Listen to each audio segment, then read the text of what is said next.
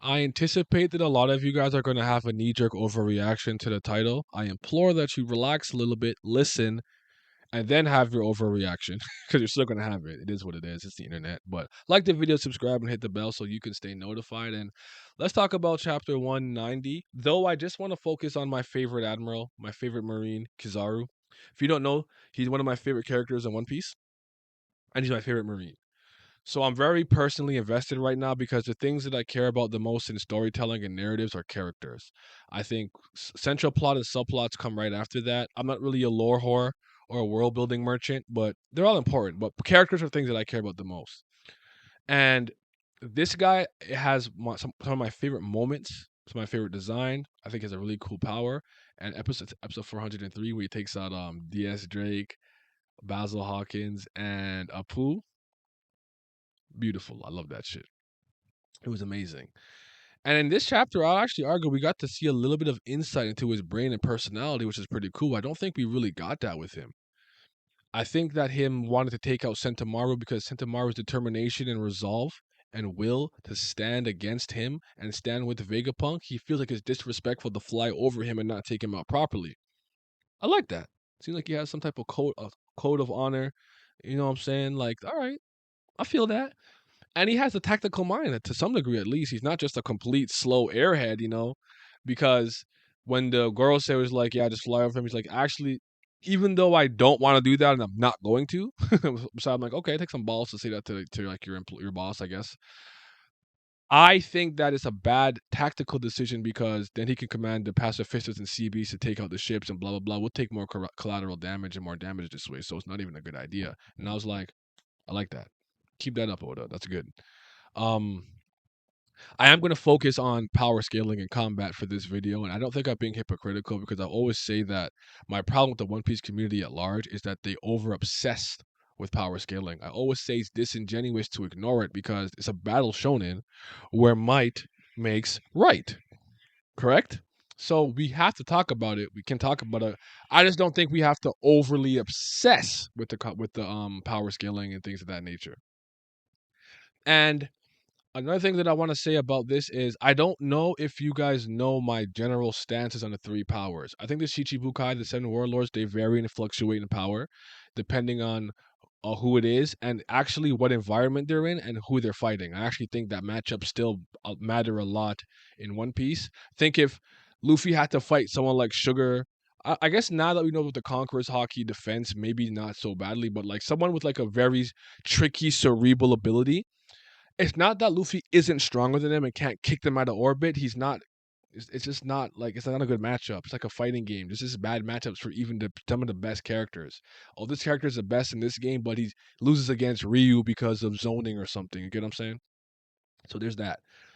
And the thing that I think that's going to shock a lot of you maybe is that I've never thought admirals were weaker than like the Yonko, but I've never went so far like they're better, they're greater, they're faster, they're stronger.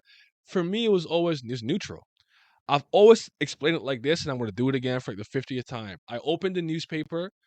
Oh shoot, Big Mom versus Kizaru. Kizaru wins. I'm not shocked. Big Mom wins. I'm not shocked. It's a draw. Still not shocked. Kaido versus Kuzan Aokiji. Oh my god. Kuzan wins. I'm not shocked. Kaido won. I'm not shocked. It's a draw. I'm not shocked. That's the opinion that I've always taken. No outcome would surprise me. These guys are the tippy top of the universe, and there's 4-3. Three admirals. You know what I'm saying? I do think Sakazuki Akainu is one step above them. That's Oda hype with the finding One Piece in 1 year, the offensive abilities of the Mago Mago, the Magma Fruit, and the fact that he's fleet admiral. So I actually think he's a step above all the admirals. I don't know if Fujitora and Aramaki are on the same tier as Kizaru and Aokiji, but I think they're very very close if they're like a little bit under. So at the very least, I think that Kizaru and the remaining admirals are going to look much better from top to bottom in an ability showcase and power set and power scaling standpoint than Linlin and Kaido specifically. I put Blackbeard in his own category because of his fighting style and how much damage he takes when he fights, and because of how reckless and cocky he can be. I think we have to judge him differently, and I think Shanks is probably like the strongest pirate or whatever the hell. Like, so I think maybe he's the God King. So I guess Shanks is in his own category too. So maybe those two don't necessarily count, but I do think that this community for many, many years, a decade plus, has for some reason just looked down at admirals. I don't think the Aramaki situation with Shanks helped. It made them look pretty bad again.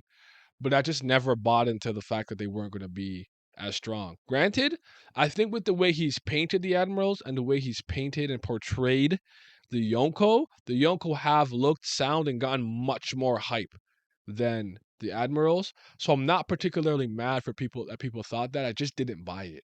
And I think with how I believe Kaido and Big Mom already look kind of bad, I think Big Mom Big Mom's L doesn't bother me as much as Kaido's, because I think she lost in a similar vein to, like, if you're playing Soul Calibur. You weren't good enough to take my HP to 0, but you got a ring out. That still matters to me, but my problem with that fight is she didn't use hockey enough for my liking. Because I've seen her use the conquerors. I've seen when Law was on her chest and she was punching him, she armated it up, and I'm like, why aren't you using hockey? Like, it's just so inconsistent. I didn't like that. With Kaido, I'm like, you're not awakened, brother. The first time I see not a new Zoan, but another Zoan in Kaku, in Lucci, they're awakened, brother. That's not moving me personally. I think it makes him look kind of bad. Granted, I know Kaido was like, "Oh, hockey's more important than Devil Fruit. Look at Roger, blah blah blah." But it's just like your hockey's not even up there. Shanks' hockey's way better. I know we call him the hockey man, but I'm saying, like, he used that, like, telekinesis, Ryatsu, spiritual pressure hockey to, like, make Aramaki, Green Bull go away on Wano. You can't. I never seen Kaido do that. So yeah, yeah, not a good look. I think we're gonna see what I think. I don't think Borsalino is a conqueror. Personally, I don't think that. Maybe he is. Maybe every character we see now that's this strong is gonna be like is gonna have kingly ambitions. But I think what he's gonna do to supplement the fact that he's not a conqueror or has advanced conqueror hockey is we're finally gonna see what a Logia awakening looks like, and we're gonna see it in action. What an awakened Logia fruit is capable of. So I think you'll have great, good, solid armament, probably a good Rokushiki user, and a good observation hockey. But his Devil Fruit Mastery and Logia Awakening is going to be like the thing Luffy has to overcome in this battle. Because Luffy was freaking out, like, someone really strong is coming. And he just was in the face of two emperors, Big Mom and Kaido, and he beat Kaido. Maybe you don't think he beat him fairly, but he beat Kaido. And he's freaking out that an admiral's there. That's impressive, because he didn't look that worried when Aramaki pulled up. That's why I'm wondering if, like, the OG3, the OG trio, because of their experience, longevity, and whatnot, they're actually a step above Isho, Fujitora, and Aramaki Green Bull. Um, I think so, but I don't know. I could be overthinking that. Maybe you guys let me know what you think in the comment section below with that. So I'm very excited to see Kizaru's power showcase in this moment. This egghead event's supposed to be a really big thing, a really big deal. I don't know if it's because Admiral goes down. I don't know if it's because Luffy, Megorose goes down or gets kidnapped or something of the sort. Vegapunk's death, Revolutionary Army. I think Blackbeard's already there, or some of his crew members, because I think Katarina Devon already replaced Bonnie. And Bonnie's a child, by the way. I think Bonnie's canonical age is that she's a child that ages herself up. So a lot of you niggas, electric chair, jail, prison. Damn, that's crazy. But let me know if you guys think I'm bugging. You think I'm tripping? You think, what, this guy's an idiot? What the hell is he talking about? Yonkos are superior. Blah blah blah blah. Maybe you still believe that, but I definitely truly believe Kizaru is going to look much better than Kaido and much better than Big Mom at the very least, and so will the other admirals. Shanks and Blackbeard, I think, are a different story, but that all remains to be seen. Execution is everything. I am excited though. Shout out to Sentomaru for blocking the attack with his my guard is the best in the world, but I think Luffy is gonna have to fight Kizaru and probably Rob Lucci and I guess maybe Kaku and stuff will have to maybe fight Zoro and company. I'm not sure. I just don't fear Rob Lucci and Kaku. I'm sorry. CP0 puts no fear in my heart. I don't respect them. I don't respect them. I don't rate them. I'm sorry. I just don't. I don't know why. I don't tell you. I just don't respect them. Fuck that guy. But it's Kizaru season, man. Borsalino, Pika Pika no me, light glint glint fruit. I'm so excited to see my favorite Marine in action. And I hope Oda delivers. Please don't let me down. And yeah, Logia Awakening and whatnot. You guys be safe. See y'all later, man.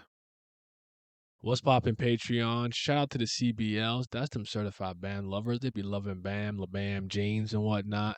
A bigger shout out to the Priest of Fire. They might be the real CBLs because they be loving Brilith. Brilith gang.